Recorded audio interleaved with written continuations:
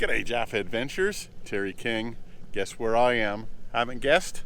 Try the mighty Gascoyne River, about 100 kilometers outside of Carnarvon. Jill and I are heading into the Kennedy Ranges National Park, and this is the first major hurdle that you've got to negotiate getting into that park. You want to explore the Kennedy Ranges with Jill and I? Stick around.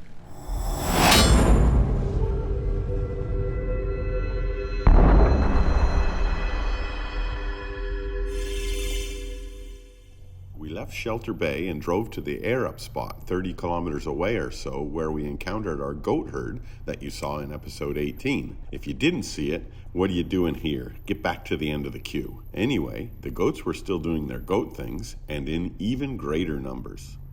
Here's where the goats are. They hang out just in that little area over that hump. You can see the ones that are standing up at the top.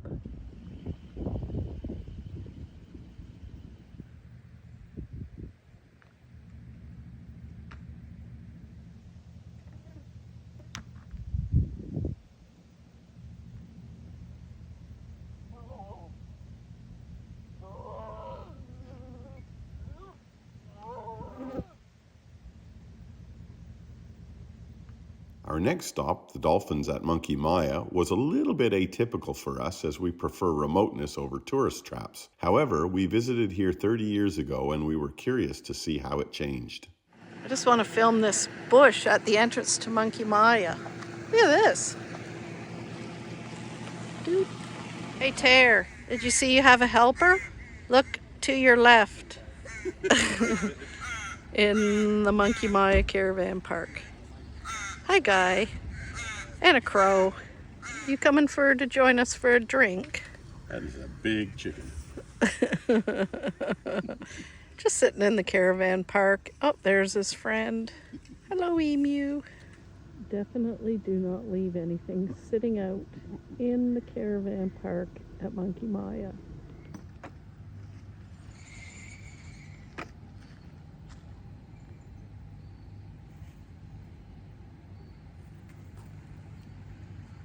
What are you doing? Huh? What are you doing? Exploring. Bye. I'm sure you'll be back again. Sunset at Monkey Maya. Beautiful. So the relationship between dolphins and people started when the fishermen were sort of ramping up and sharing their bycatch with the dolphins. The dolphin feeding occurs several times a day if you want to check it out. Basically, you stand on the shoreline, elbow to elbow, along with 50,000 other tourists, while the park ranger gives an interesting talk on the dolphins. A handler will then feed the dolphins a couple of fish while the ranger continues the talk. There is no feeding them yourselves, you cannot go into the water, nor can you touch the animals, all of which you could do 30 years ago. Like a lot of popular attractions, it has been loved to death, and a lot of rules and regulations have been put in place to try and support the sustainability of the attraction. It's an interesting activity, but we will not be going back again. They do not care about the truck running, compressor running, anything. Doesn't worry them at all. We're sitting in the truck now, getting ready to go. And we have friends, so be careful when you pull out, Tare. You have someone blocking. Blocking by the emu. It stopped right in front. I'd like to go now, emu. Bye, guys. We shot north to Carnarvon to recommission before heading bush again, but before we left town, we dropped into the Space Museum. Back in the day, this was an important communication and tracking station built to support NASA's Gemini, Apollo, and Skylab programs. It's a pretty cool time capsule and worth dropping in if you're in the area. My highlight was the Apollo 11 command module simulator. Check this out. The launch operations manager, the launch team wishes you good luck and Godspeed. T-minus 3 minutes and counting. T-minus 3. We go with all elements of the mission at this time. T-minus 15 seconds. Guidance is internal. 12, 11, 10, 9. Ignition sequence starts. 6, 5, 4, 3, 2, 1, 0. Engine running. Liftoff. Engine spirit separation and the launch escape tower separation. 11 Houston, you are go at 4 12 minutes.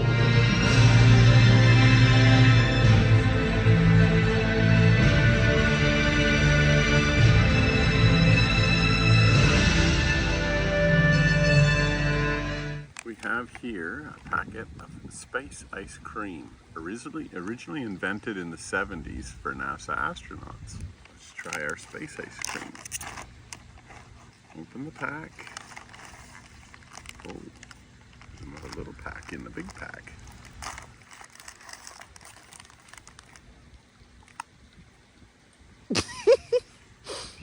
Tastes just like vanilla ice cream. What's the texture like? You gotta let it melt. Okay. If you crunched it, it would be gummy. But if you let it melt, it's just like ice cream, warm ice cream. Is ice cream good warm?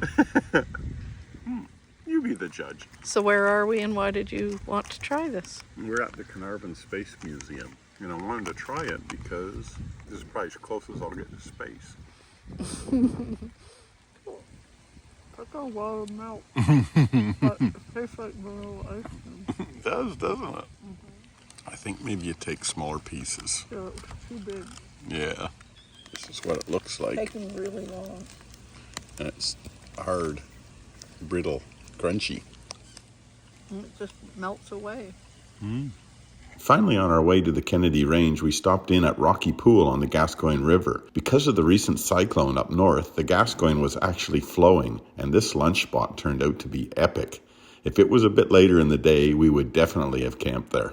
We are sitting on the banks of the Gascoyne River, about 50 kilometers out of Carnarvon, heading west to the Kennedy Ranges. And we found this little spot here called Rocky Pool. And the river's actually flowing here, which is amazing. It's not a bad little spot at all. It would be a great spot for camping. Jill's netted up because the flies are a little bit friendly at the moment. A little. See their friendliness around me? Hello, flies. I tasted the river. It is absolutely fresh, no brackishness to it at all. It's flowing at a reasonable rate of knots as well, probably from all that rain that we had very early on, about 4 weeks ago now, I guess. And there's Jill sitting up on the top of the rocks. What you hiding from, hon? Flies. They're reading your book.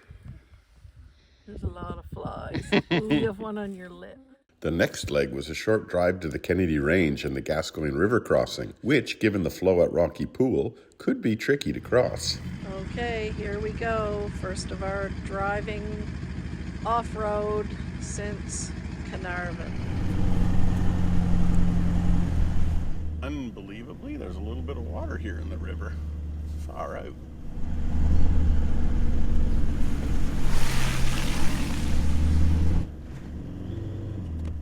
I have actually heard this river called an upside down river because 1/3 of the year it's flowing up on the top of it, and the other 2/3 of the year it's flowing underneath. Doesn't look like there's been a whole lot of people across it recently. There's some water in it. Sweet. Can't see any tracks across. No, definitely gonna have to walk it. Looks like everybody has been going across here because I can see telltale signs of trailers dripping or something. And Terry's out walking the river and looking for where he wants to cross it. Here's a little look around. It is a huge river. It's not in full flow at the moment, but that gives you an idea. Well, I'm looking for the crossing on the river, so I'm gonna have to walk it. I think this is it, but I'm not 100% certain. A nice firm base, so we're not gonna go sinking here. That's good. That's a little bit squishy. That's a nice firm base. So it's firm, squishy, firm, squishy. This looks like the road to me. Yep, that's the road. Now, how deep is it here? It's about thigh deep here. It's flowing reasonably quickly, though. I did not like the squishy sand at the rocky crossing, nor was I a fan of the thigh-deep, fast-flowing water. For those two reasons, I decided to walk the first crossing so I could compare the two. out walking the river. It's getting pretty deep. I was a little bit apprehensive at this crossing, only because no one had crossed here since the flooding, so we would be the guinea pigs should we choose this route. In the end, I decided to cross here. Although it was deeper than the rocky crossing, the base was firm-ish, and there was very little flow.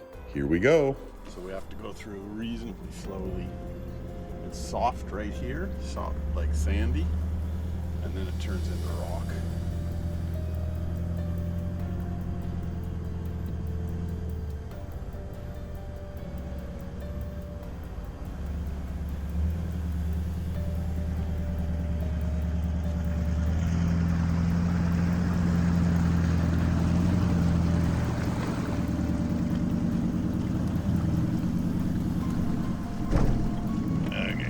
Rock. Here's where it gets a little deeper.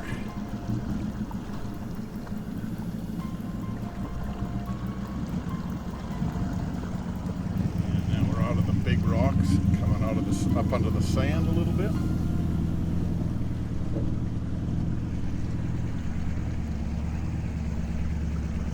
That is it. We have just crossed the mighty Gascoyne River. Sweet! Just poking along this Gascoyne River bed to look for a camp where we can access the river without going up to our assholes in mud. And I walked up here and found a spot.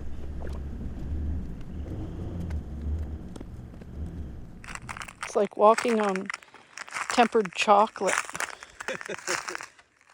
We're at the Gascoyne River, and there's a purpley colored rain cloud up here. I might have to get Starlink out and have a look at the forecast. I don't know if I'd want to be caught on these muddy riverbanks in rain. That might be a capital F for failure. What do you think of this development? I'm not a fan of it, given our position. I'm in the truck, hoping that the rain is going to pass by soon. Terry's just got the tarp out, the awning. That is the word. That wind does come up quite a bit. How are you, Ter? I'm semi-dry. You're not moist? I am a bit moist. We've got these scuddly showers shooting through. One here, one here, one here. And if you're under them, you get dumped on. And if you're not, you get to sit here in the dry and look at them. So far, one's got us. And the ground is still pretty dry, which is a good thing. I must say, it hasn't deterred the flies, that's for certain. Just looking at it though, this Gascoyne River is a big river. You know, the water section that you see here in front of us, that's 100 meters. And then that sand section there, that'll be at least another 300, probably 400. You know, half a kilometer wide river. That's impressive. I had a look on the radar. The rain's like popcorn. It pops up over a little spot and then disappears. And then it pops up somewhere else and then disappears. And it pops up and then disappears. Doo, doo, doo, doo, doo, doo, doo. Awesome out here in the river, having a wee bit of a swim. And there's camp up on the riverbank. That's looking downstream, and that's looking upstream, and that's where we crossed. What an amazing location. I am so glad the Gascoyne's flowing at the moment. That's just awesome. Good morning.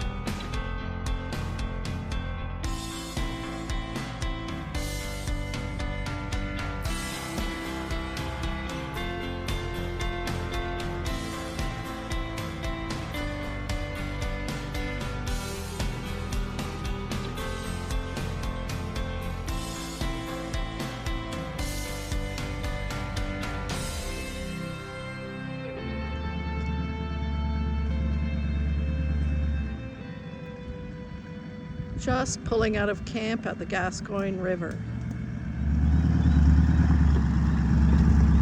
Hello, Jill. Hello! Flies are liking my nose.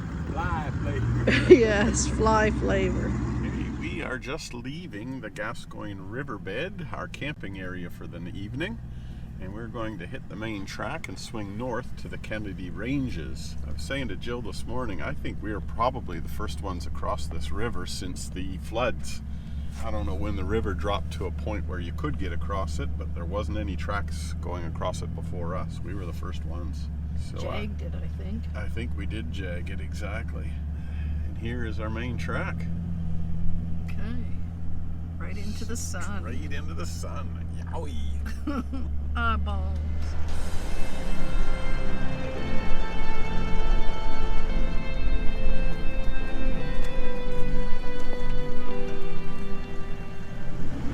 We're going to drive up this little tiny rock hill just here.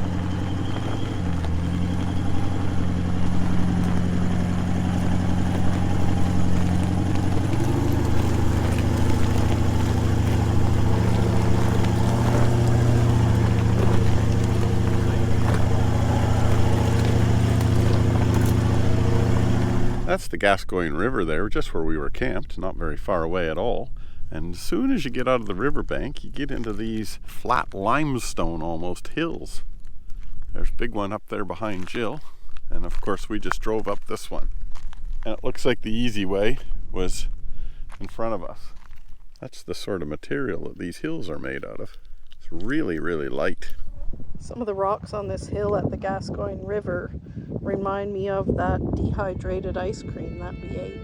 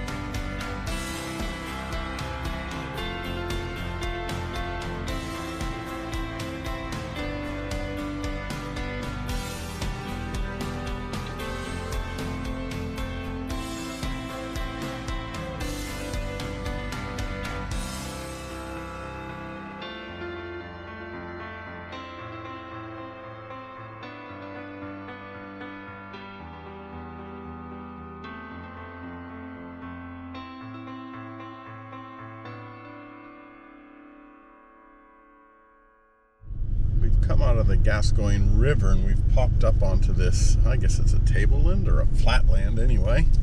Rockland. Rockland, yeah. Heading towards the Kennedy Ranges. That's them directly in front of us. And this track will take us up onto the top of that plateau. That's probably where we're going to camp tonight. I love how the cattle have made a track alongside the road here. Yeah, it's like what the hell? The whole way from the river. They've made their own little track beside the track.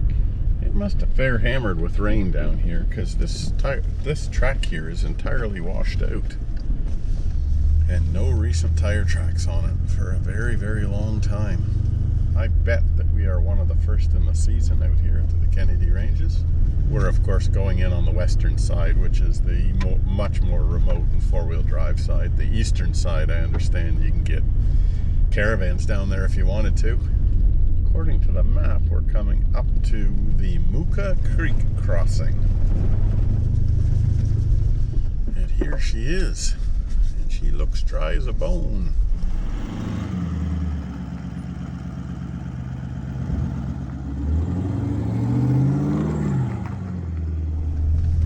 We have not seen one cow.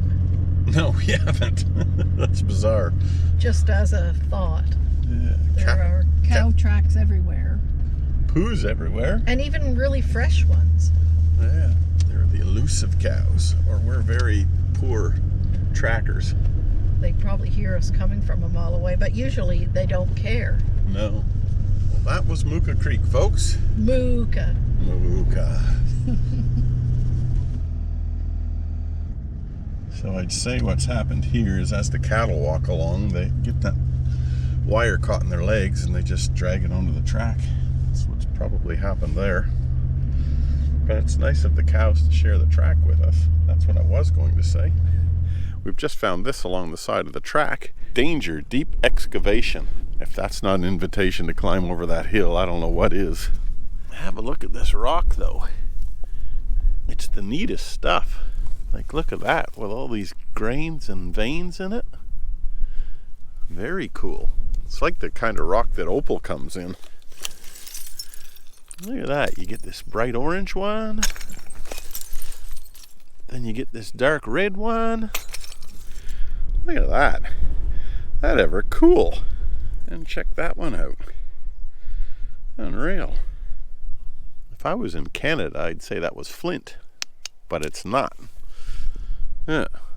Well, that's not a very deep excavation. One of you rock hounds will know what this stuff is. Let me know in the comment section. Well, the rock hound of the family, I think it's going to take a bulldozer to extract her out of here. And the worst part of it is I got to carry the rocks in the truck. No!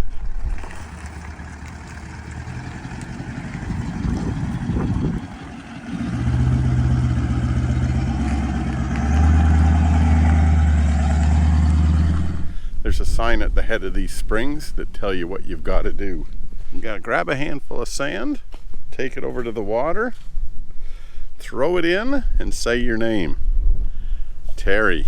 That way the spirit creatures will smell your scent on the sand and will welcome you to the land. I'm Jill, and I'm here exploring, and I will respect the land. Nice one, Jill. That's pretty cool. That's a lovely little spring, far out. It's all bollarded off now, but just looking at the way we've got these blank areas around the trees, I'd say at one point in time, this was a camp area. Terry straight in the water. I'd say this must be permanent because there's little fishes in here. I was gonna walk out to that little hole there in the middle of the reeds, but it's all rock and stone underneath here, and it's killing my feet. So I'm heading back with my tail between my legs. I don't know if you can see all these fluffs flying in the wind. It is pretty cool. Oh, I can see flies flying by. Well, that was Mooka Spring, and now we're off to, I think it was Jenny Spring, wasn't the next one? I didn't look. Yeah, there is a little interpretation signboard thing there that tells you where we're going, and I think it was Jenny Spring or something like that. Anyway, up this rocky hill we go. It's really sharp rock. It's very sharp, yes.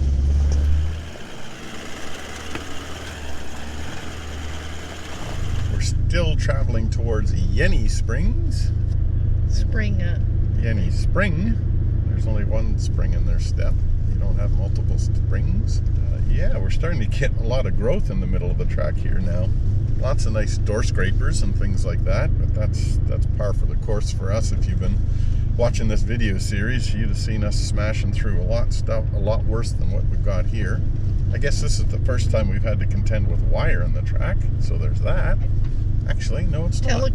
The telegraph, the overland telegraph wire. Yeah.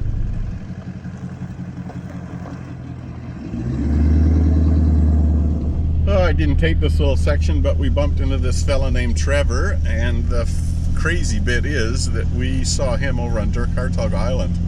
So you've got, I don't know how many kilometers are between Dirk and here, and how many remote tracks are between us, but the chance of bumping into somebody that you saw a week ago is pretty remote. Yeah, he was amazed too. It was pretty cool. That was very cool.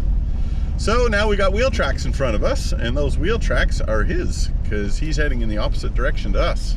Well, we have just pulled up at Jenny Springs, and is this a lovely little spot? My goodness. Obviously some water here with these gums, and check this out. One of those cabbage palms or Livistonia palms or something like that. Neat. Beautiful big old trees. I love these.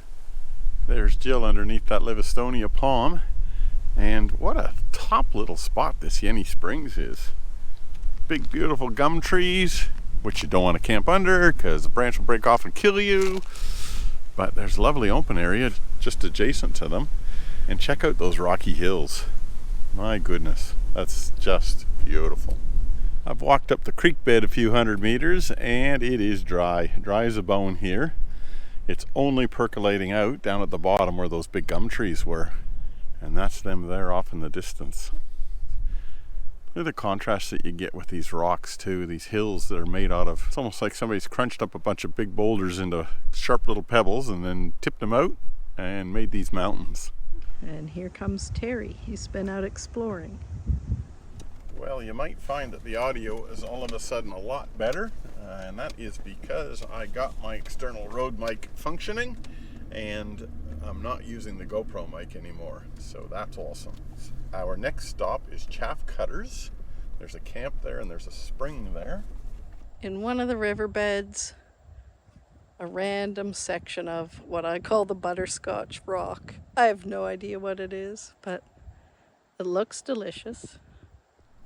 It was interesting, we met another car coming the opposite direction and he said, oh geez, make sure you got the glue in your dentures because this track's going to rattle them out of your head. And it just sort of highlighted to me how different people with different perspectives.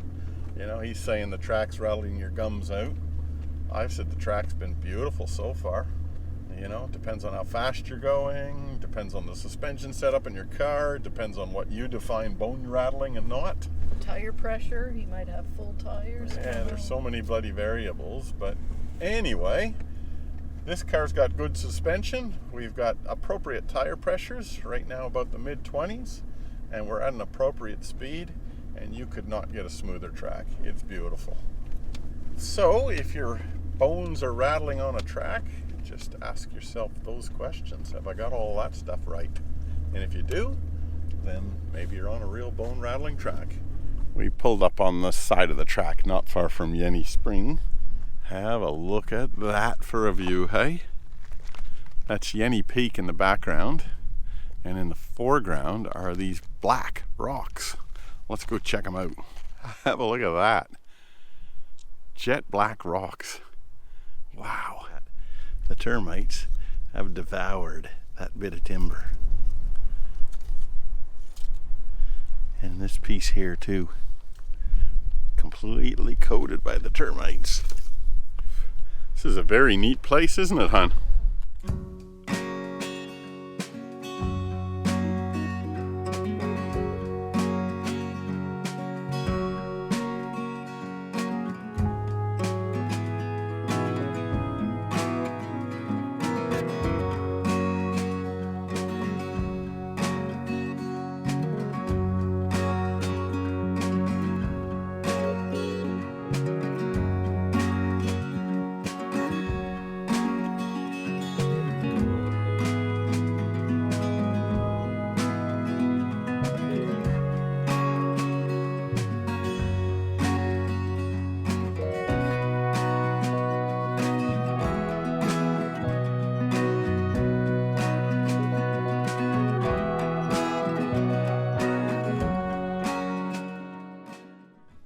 Just had lunch at Chaff Cutter Springs, and I'm going to go for an explore. This looks like a stunning little spot. It's nestled in between a couple of ranges, 3 of them in fact. 1, 2, and 3. There is Chaff Cutter's Spring. And there's only a couple of small little pools here and there. But you can see that it's probably wet for most of the year. We've got cattails growing in here. Yeah, that water is definitely a little animal drinking pool. There's a couple of kangaroos just there, and they're gone. They're out of here. See you, boys. Have a look at these red cliffs all around us, though. My. We're going to pull up here for camp today. It's only midday. We came here for lunch, but because it's so stunning and we don't have any place to be, this is where we be.